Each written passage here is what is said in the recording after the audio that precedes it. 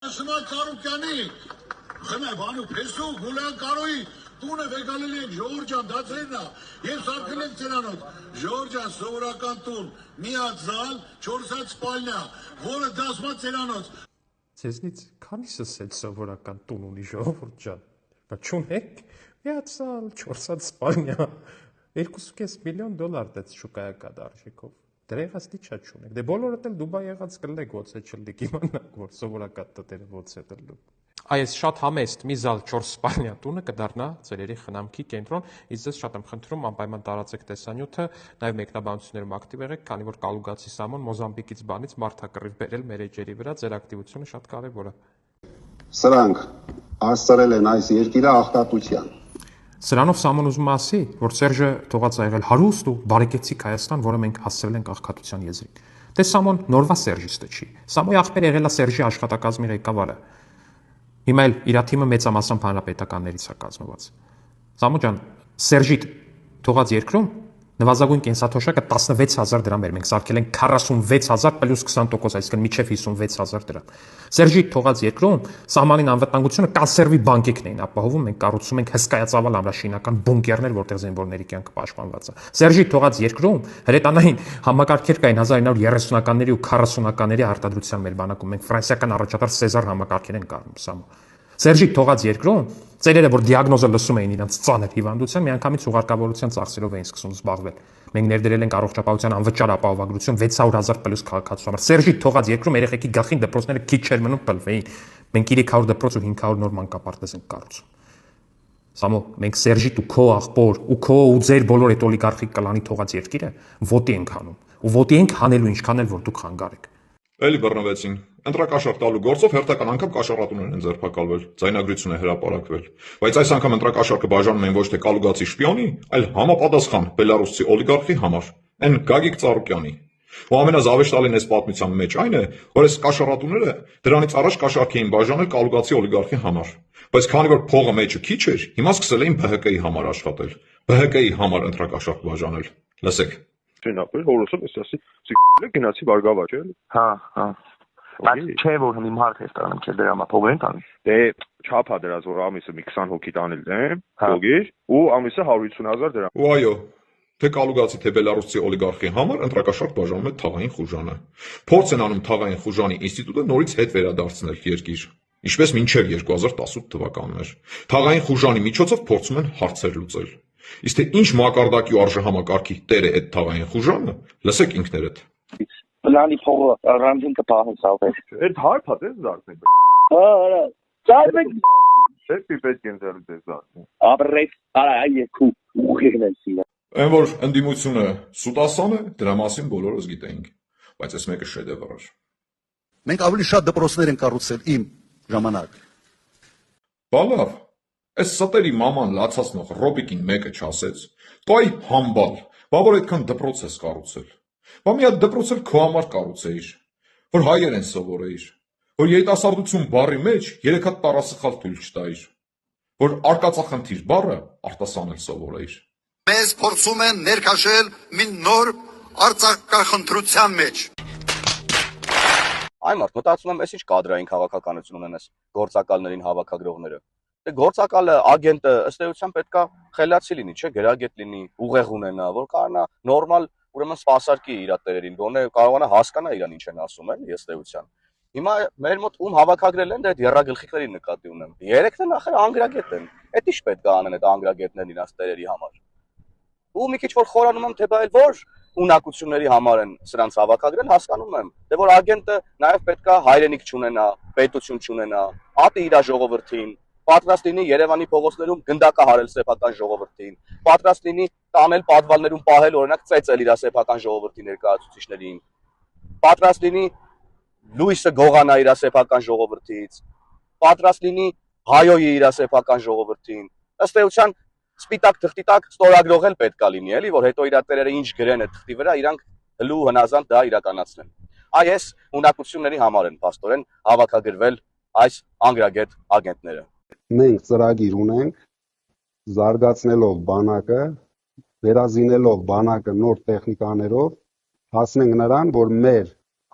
ժամկետային ծառայության ծառայությունը հասցնենք 1 տարվա։ Ժամկետային զինծառայությունը 1.5 տարի թե 2։ 2 տարի զինծառայողների համար լրացուցիչ կրթական ծրագրերով։ Սյուռա չէ, սիրելի հայրենակիցներ։ Իսկ իրականում այս մարդիկ որևէ ծրագիր չունեն։ Նրանք ուղղակի ասում են մտքեր այն ակնկալիքով, որ դրանք կարող են ձեզ դուր գալ։ Այս մարդիկ որևէ պատկերացում չունեն ոչ մեր պետության անվտանգային համակարգի, ոչ մեր զորահավաքային ռեսուրսի եւ ոչ էլ մեր երկրի առաջ ծառացած մարտահրավերների մասին։ Ասում է կալուգացի օլիգարխին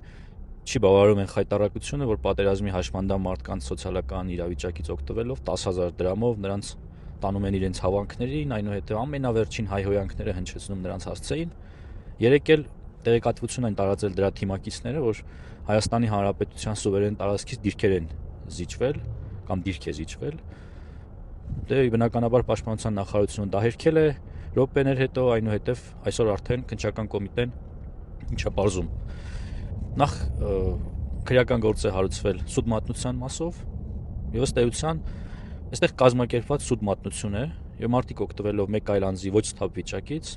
նկարել են նաեւ այս վիդեոն։ Իհարկե քննչական մարմինները լիահույս են, որ ամբողջությամբ կբացահայտեն նաեւ կազմակերպիչներին, բայց ես մի կարևոր բան եմ ուզում ասել։ Սա հիբրիդային գրոհ է։ Սա հարձակում է Հայաստանի Հանրապետության վրա, մեր առաջնագծում կանգնած զինվորի վրա, մեր անվտանգային համակարգի վրա։ Դուք հիբրիդային գրոհային մարտիկներ եք, օտար երկրյա հիբրիդային գրոհային մարտիկներ։ Կալուգացի օլիգարխ, դուք հիբրիդային գործիք եք։ Ուրեմն երեք դիրքեր կորցնելու հետ կապված շուտ տեղեկություն իբր ձայնագրություն էր փոխանցում Ալիկ Ալեքսանյանը, որը շատ արագ բարձվեց կեղծ մատնության, կեղծ սուտ մատնության հետ կապված արդեն քրեական գործ կհարուցված։ Եվ տվյալ անձը, ով որ խոսում էր, նաև արտահայտվել է, որ ինքը հարբած է եղել, թե խմաշքի ազդեցության տակ է եղել։ Դրան զուգահեռ Ալիկ Ալեքսանյանը անձնական վիրավորանքներ էր տեղում Բաբիկյան Սուրենի հասցեին։ Ալիկ ջան, անձնական վիրավորանք տեղալով ուժեղ տղա չեն դառնում, եղբայր։ Հիմա ես որ ասեմ, ես չեմ կարող ասել այդ Նարեկ Կարապետյանի մանկական ակարդիոն։ Կարող եմ, բայց չեմ ասում։ Որովհետև կա էթիկա, կա կրթություն։ Դրա համար չեմ ասում։ Մայրիկ ջան, հա։ Մայրիկը լերնի քեզ քոչամը տան, ճոյ։ Լուս դանդագու սնողներ, շատ գոհշուլակը, ասպոտորի քեզ։ Երկրորդ եկալուս կոնտանի բուշարի զագեցեր։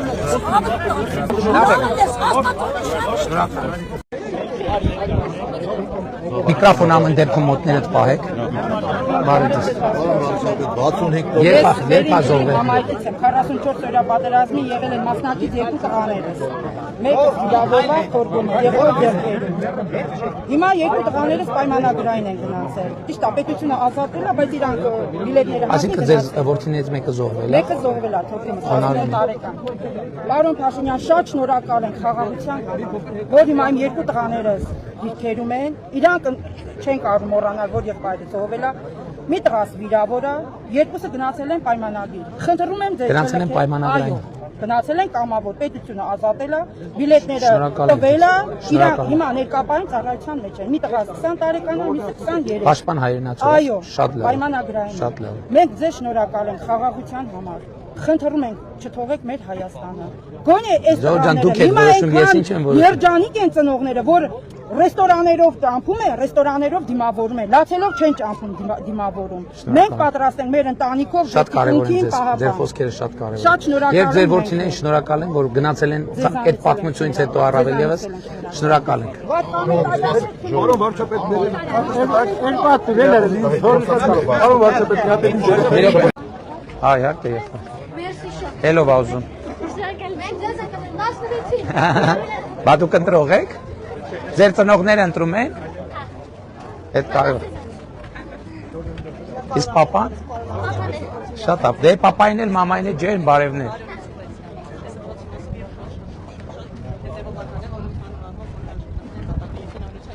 Իրականում տենց զգացողություն կա, որ մարդիկ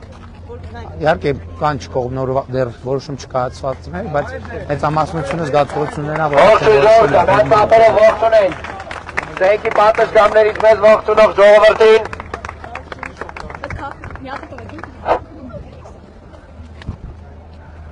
Նորբություն զանգվածի մեր սիրելի ժողովուրդ, մենք եկել ենք ձեր բակ, որպեսզի արգակի տուրք մատուցենք ձեզ եւ մեր սերն արտահայտենք ձեր նկատմամբ եւ ընդամենը մի կարճ, բայց շատ կարևոր կոչով ենք եկել։ Ընտրություններ 2026-ին քվեարկում ենք հասցնեցին։ Ընտրություններ 2026-ին քվեարկում ենք հասցնեցին։ Ընտրություններ 2026-ին քվեարկում ենք հասցնեցին։ Որովհետև պետությանը, անկախությանը, խաղաղությանը, ապագային, նոր-նորքին,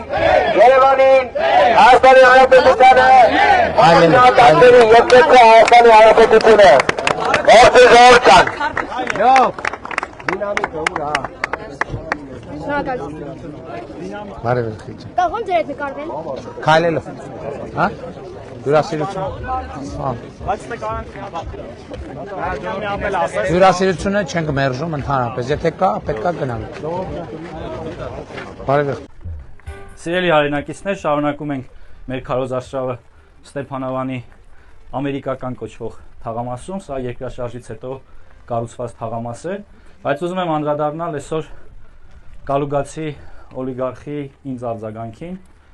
բայց հիմա ընդհանուր թեման սրա շուրջ է։ Նա խոսում է, որ գիտեք մենք ինչեր ենք արել, այսինքն եթե ինչ-որ բան եք արել բարեգործության, նվիրատվության կամ տարբեր ձևերով Հայաստանի Հանրապետության կամ քաղաքացիների համար, դա ձեզ իրավունք է վերապահում լինել Հայաստանի Հանրապետության քաղաքացի եւ խուսափել պարտադիր զինվորական ծառայությունից։ Ձեր արունը ուրիշ գույնի է, պարոն Կարապետյան։ Ես կարծում եմ, որ Հայաստանի Հանրապետությունում քաղաքացիները հավասար են եւ ես իրավունք ունեմ եւ որպես քաղաքացի եւ պաշտպանության նախարար, քանի որ ուղեղս էլ դրանից հասնում է, ի տարբերություն ձեզ, հետեւողական լինել ու պահանջել իրավապահ մարմիններից բացահայտել, թե ինչու ձեր չգրանցված, իսկ ժողովրդի մեջ հայտնի բեզ ու չոտնիկ տղաները չեն ծառայել Հայաստանի Հանրապետությունում։ Ես եմ շնորհ։ Գնաք դուք եք որ ամենաբարին եք։ Դրանք նկարել։ Հյուրասիրվեք։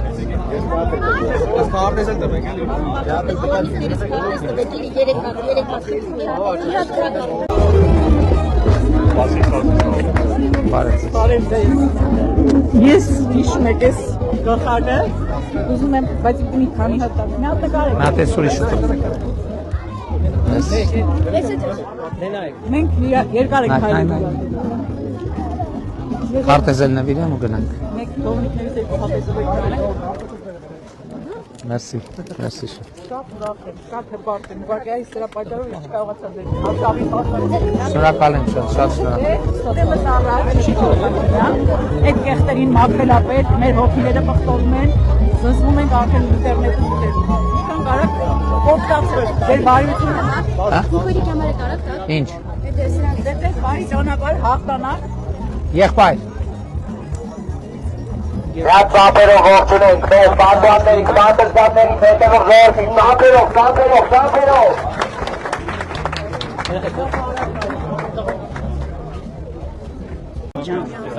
Դուք մեր կուրքն եք։ Զգուշ, այդտեղ զգուշ։ Պարոն Փաշինյան։ Շորջան, բայց արդեն պետք է գնանք։ Պարոն Փաշինյան, խնդրում եմ ընդունվեք էլի, որ մենք բանը ձայնը տալիս ենք, մեր ընտանիքից 10 հոգի գալու է վերքի։ Խնդրում եմ ընտրվեք էլի, պարոն Փաշինյան։ Որ ընտրեք, ընտրվենք։ Չէ, թողելու ենք գնանք Ղազախստան։ Դեից եկել ենք ձեր, ատում ձեր համար։ Շնորհակալ։ Բարև, լավ եք, դու ոնց եք։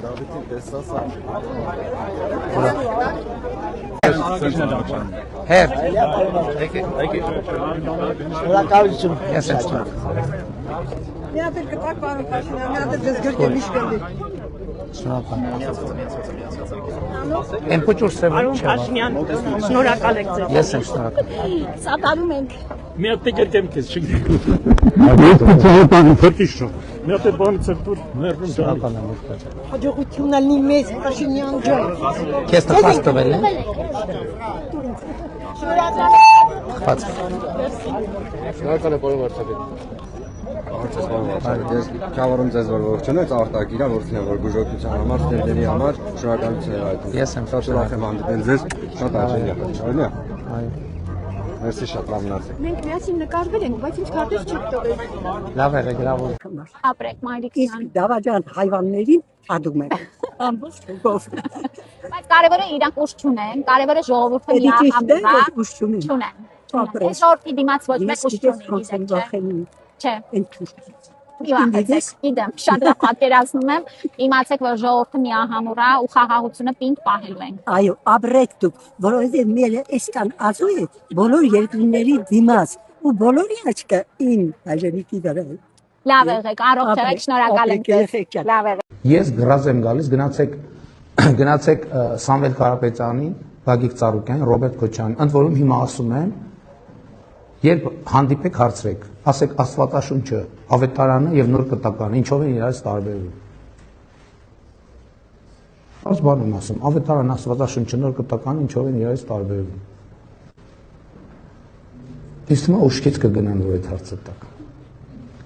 Կոգնիտիվ դիսոնանսի պատճառով։ 20 թվականի իրադարձությունները էմոցիա են պարունակում, հասկանալիորեն։ Դուք հարցնում եք ինչ ապրումներ են ունեցել, անձնական։ Ես կարող եմ ասել հետևյալը։ Եթե տենց խոսակցում եմ ջեվետ աստիճանի բացում եք, ես ընդհանրապես երևի վերջին իմ գիտակցական կյանքում առաջին անգամ, երբ ես դադարել եմ ամենօրյա աղոթքներ ունենալ, այդ եղել է 2020 թվականի մայիսի 2020 թվականի նոյեմբերի 8-ից հետո։ Չէ, ընդհանրապես, ասում եմ, ընդհանրապես։ Հետո դրանից հետո երկարատև ծոմ եմ պահել։ Ասենք օրինակ, մի շաբաթ ոչ հաց եմ կերել, ոչ ջուր եմ խմել։ Եթե դուք հարցնում եք իմ էմոցիաների մասին, այդ են եղել իմ էմոցիաները։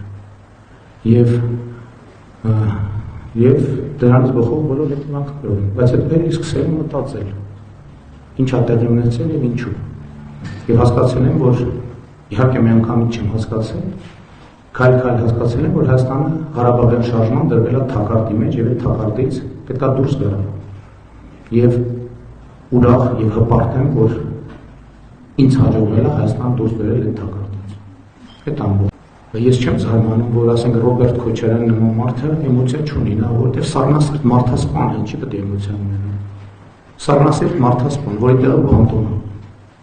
Կարծում եմ բանտում իր էմոցիաները կամաց-կամաց կսկսեն վերականգնվել։ Կամ Ծառուկյան Գագիկ ինչի պետք է էմոցիա ունենա։ Քյամփինգը ոնց կարա էմոցիա ունենա։ Կամ կալուգացի օլիգարխ ինչի պետք է էմոցիա ունենա, արհեստական ինտելեկտ էմոցիա ունենա։ Այո, ես էմոցիոնալ մարդ եմ։ Նորություն է ձեզ համար։ Ինչի ես հանդիմադիր պատգամավոր լինելու ժամանակ էմոցիոնալ չեմ եղել, լրագրող լինելու ժամանակ էմոցիոնալ չեմ եղել։ Ընդհանրապես մարդը էմոցիոնալ է։ Ես չեմ պատկերացնում մարդը առանց էմոցիայի։ Առանց էմոցիայի մարդը կամ տախտակ է, կամ քյարփինջ է։ Ասում եմ, որ Ուկրաինայի նախագահը եկել է Հայաստան, կներեք, իսկ ինչու չկար Հայաստան։ Ինչի որ Հայաստան-Ադրբեջանի կոնֆլիկտի մեջ էր, Ադրբեջանի նախագահ չէր գնում Ռուսաստան։ Կամ Ռուսաստանի նախագահ չէր գնում Ադրբեջան։ Մենք ասենք եղել է այդպես դեպքեր, որ մենք ասենք ինչի է այն ժամանակ, երբ որ Հայաստանը Ադրբեջանի հետ կոնֆլիկտի մեջ էր։ Եղել է այդպես, որ մենք ասենք ինչի Ադրբեջանի նախագահը գնում Ռուսաստան, կամ Ռուսաստանի նախագահը գնում Ադրբեջան։ Քարոզարշավի ընթացքը գնահատում եմ շատ լավ եւ կարծում եմ, որ իմ էմոցիաները արդանացրել են նաեւ ժողովրդի էմոցիաները եւ ինչ որ տեսնում ենք իմ անկալման շատ նման է 2018 թվականի ոչ բռնի Թավշյա հեղափոխության ընթացքում տեղի ունեցող process-ներին, այն տրամաբանությամբ, որ եթե 2018 թվականի հեղափոխությունը մենք արդյունքում անվանեցինք ոչ բռնի Թավշյա ժողովրդական հեղափոխություն, այս անգամվա process-ները ես պայմանականորեն անվանում եմ երեխաների հեղափոխություն, որովհետև երեխաներն են շատ ակտիվ եւ իրականում իրենք են այս քաղաքական process-ի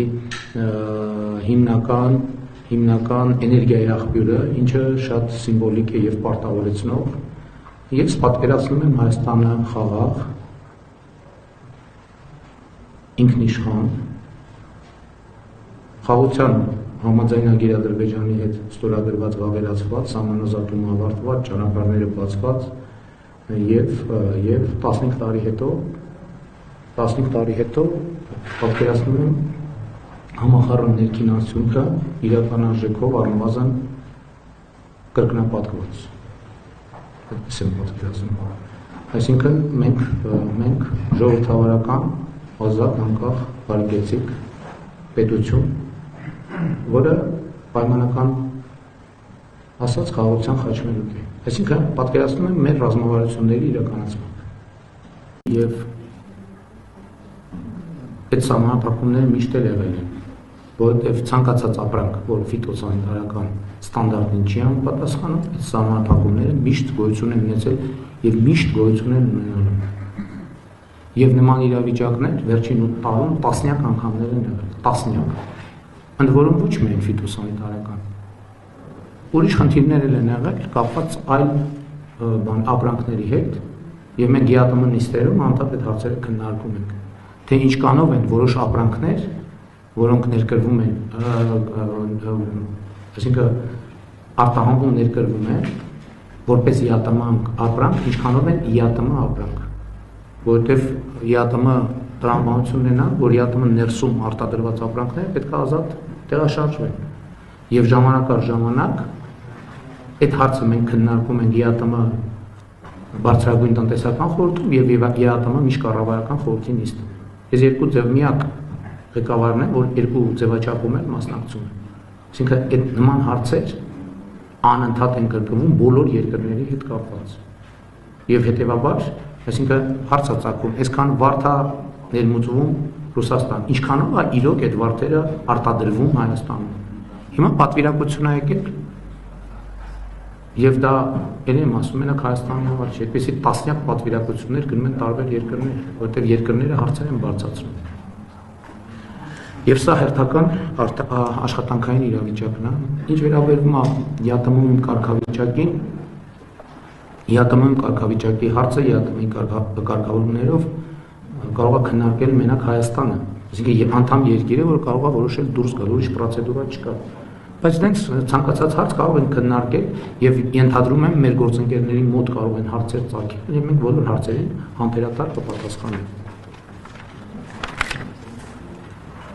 Ընկերական մասով, ինչպես ասում են, դրուժբա, սլուժբա, այսինքն ինչ կապ ունի ընկերական հարաբերությունները այս աշխատանքային հարցերի հետ։ Այսինքն եթե հարաբերությունները ընկերական են, այդ նշանակում է ոչ ԵԱՏՄ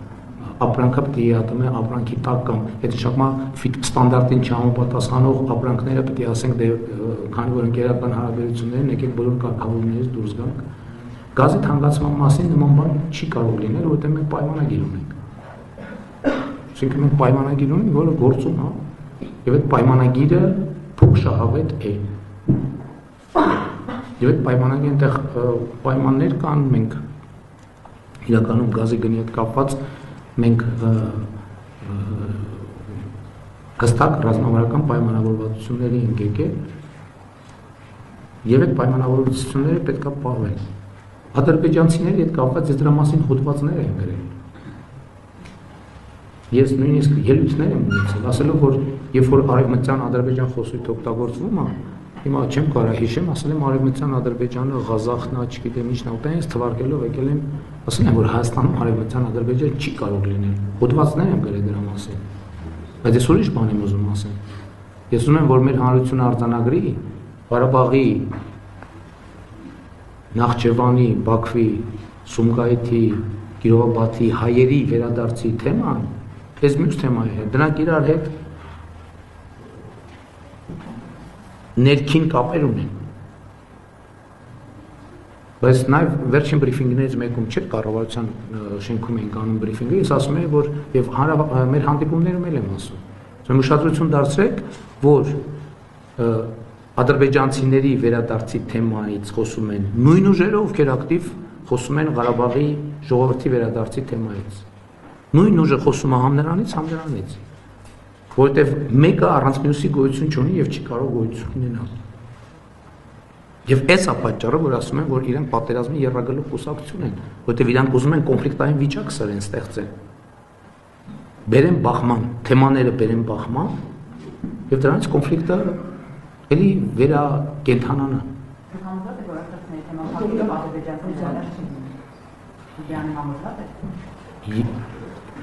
Լսեք, Հայաստանը եւ Ադրբեջանը փոխադարձաբար միմյանց ինքնիշխանությունը, տարածքային ամբողջականությունը, քաղաքական անկախությունը ճանաչել են։ Ես համոզված եմ, որ այս հենքի վրա մենք պետք է կառուցենք եւ կառուցում ենք խաղաղություն։ Այդտեղ չկա Ղարաբաղի Նախճեվանի, մենակ Ղարաբաղը չի։ Ինչի՞ մենակ Ղարաբաղի մասին ասում։ Բա Նախճեվանի հայությունը, բա Բաքվի հայությունը, բա Սումգայիթի հայությունը, բա Կիրովբաթի հայությունը, բա Գետաշենի հայությունը։ Եվ այլն, եւ ընդհանրապես Ադրբեջանի հայությունը։ Ինչի՞ մենակ հետաքրքիր է, իսկ ինչի՞ է մենակ Ղարաբաղի հայության հարցը բարձրացվում։ Իրանք ինչի՞ են մենակ դրա մասին խոսում։ Ես ասում եմ, չկա երկու թեմաներ, չկա ուղղակի։ Փակել ենք, այդ երկու թեմաները փակել ենք։ Հիմա մյուսները ինչ են այդ պատերազմի եռագլուխ կուսակցությունը, մի հատ հիմար հոլովակ են սարքել,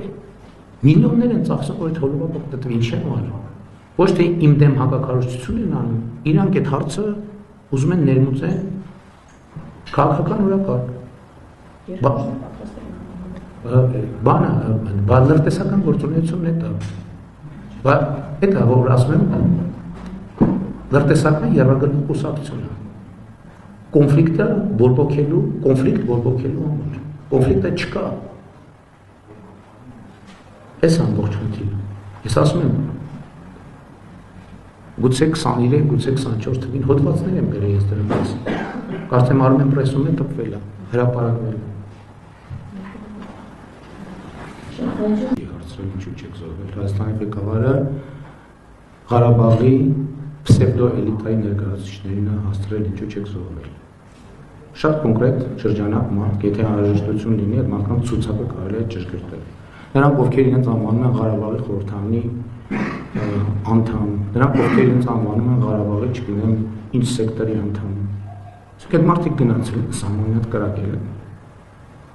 Ոչ միայն չեն կրակել, երբ որ ասում են փախածները, ես դրանց նկատի ունեմ, փախածներ ասելով։ Նկատի ունեմ Ղարաբաղի քաղաքական պսևդոէլիտային եւ հանրային պսևդոէլիտային, ովքեր եկել են, ընդ որում 2023 թվականին իրանք ինձ մեղադրում են, ասում են սահմանները փակել են, որ մենք չգնանք Հայաստան։ Հիմա եկել են Հայաստան, ասում են Ղարաբաղի հարց։ Ինչ Ղարաբաղի հարց։ Ես շատ հստակ ասել եմ, խոսքս վերաբերվում է Ղարաբաղի պսևդոէլիտայի ներկայացուցիչներին եւ այդ հարցը շատ լեգիտիմ հարց է։ Իրենք ինչ են արել։ Իրենք իրենց տներում նստած բան է, ինչով են զբաղված։ Ո՞վ է գնացել։ Ո՞վ է գնացել կանգնել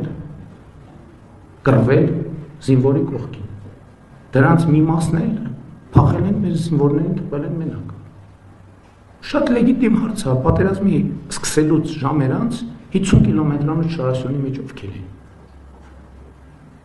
Քանիսը եկան մնացին Հայաստանում, քանիսը հետ գնացին։ Հետ գնալիս է քանիսը հայտնվեց առաջնագծում։ Այսինքն այդ ինչ է։ Այդ ինչ մի հատ բան է, տենց անձեռնմխելիություն է ձևավորվել, որ պետք է չասվի այս բաները։ Պետք է ասվի։ Իհարկե պետք է ասվի եւ այո ասում են, պետք է բացատրություն տան։ Սամվել Շահրամանյանից սկսած մյուսներով ավարտած։ Դուք հարց եք տալիս առաջին հարցը։ Ձեր հարցը հենված է երկու բազիսային դրույթի վրա, երկուսն է սուտը։ Առաջինը, որ Google-ում որևէ անուն է փոխվել, Google-ի գոյության ողջ ընթացքում այդ անունը եղել է այդտեղ։ Սկսենք այդտեղից, ողջ ընթացքում։ Այսինքն Google Maps-ը կամ Google Earth-ը ինչքան գոյություն ունեցել, այդ անունը այդտեղ է եղել։ Այլ բան, որ ոմանք նոր են նկատել դրան մասին։ Երկրորդը ասում եք քաղաքացու հարցինի պատասխան դուք ասացիք հանձնում եք, չգիտեմ ինչ։ Երկրորդը սուտը։ Հասկանում եք, այդ կուլտուրան, որ կարելի է նույնիսկ ուղիղ եթերում հնչածը դարձնել սուտ, այդ կուլտուրայի մասին դուք պետք է խոսեք։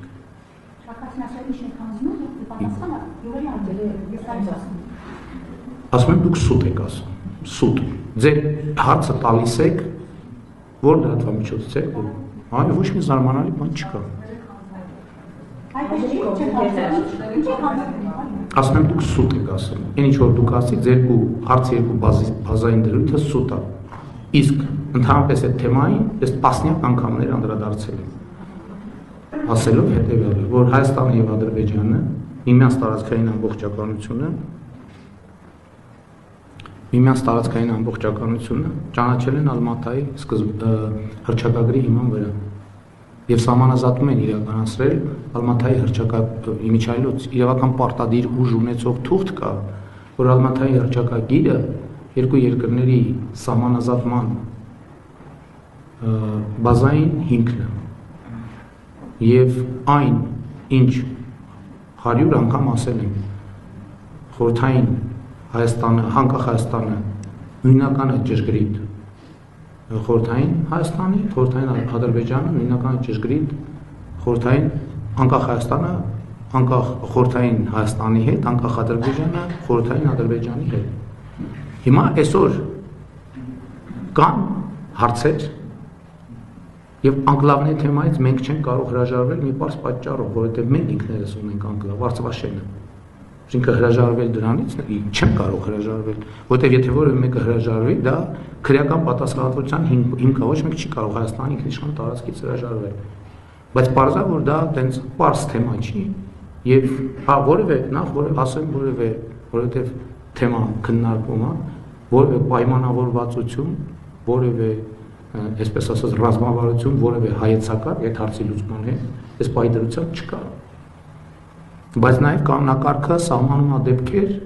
որ պետք է հնարավոր է նաև տասնյակ անգամներ ենք խոսել։ Պետք է նայվի, թե այդ հարցին մենք ոնց ենք մոտենում։ Ես չեմ խոսում անկլավների թեմայի մասին, ես խոսում եմ Հայաստանի ինքնիշխան տարածքների վերադարձի մասին եւ սահմանազատման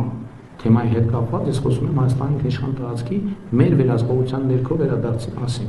Եթե սահմանազատման ընթացքում ինչպես կանոնակարգով նախատեսված է որոշ օպտիմալացումներ կլինեն, այդ կարա եւ լինի, եւ դա եթե լինի, կլինի բաց հրապարակային թափանցիկ։ Մի բան հստակ է եւ աներկբա սահմանազատման արդյունքներով Հայաստանի Հանրապետության տարածքը 29743 քառակուսի կիլոմետր է։ Սա երկաթյա տրամաբանություն է, ուրիշ տրամաբանություն չի կարող լինել։ Այն մնացածը, որտեղ կանոնակարգում է նախատեսված է ճանապարհների խնդիր կա, ենթակառուցվածքների խնդիր կա,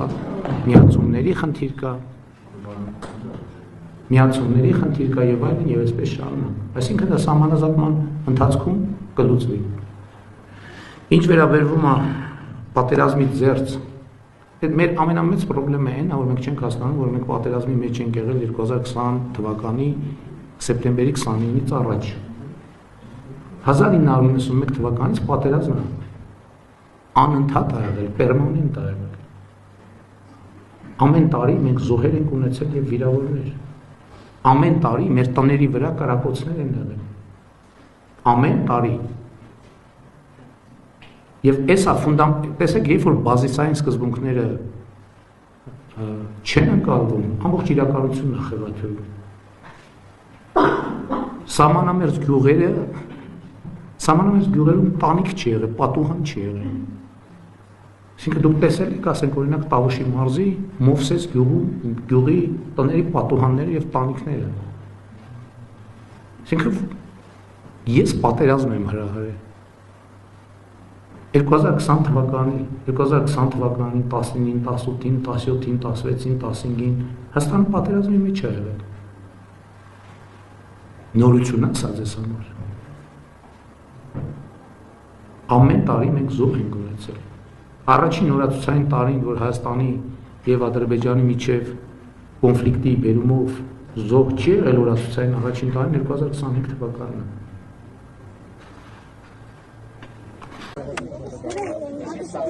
Սոսիա, Թուրքիա, Եվրոսում մետր Ղարաբաղով ակում է։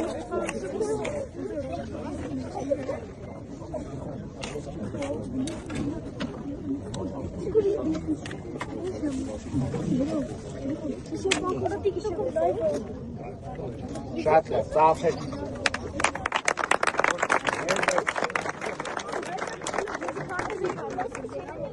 Շնորհակալություն։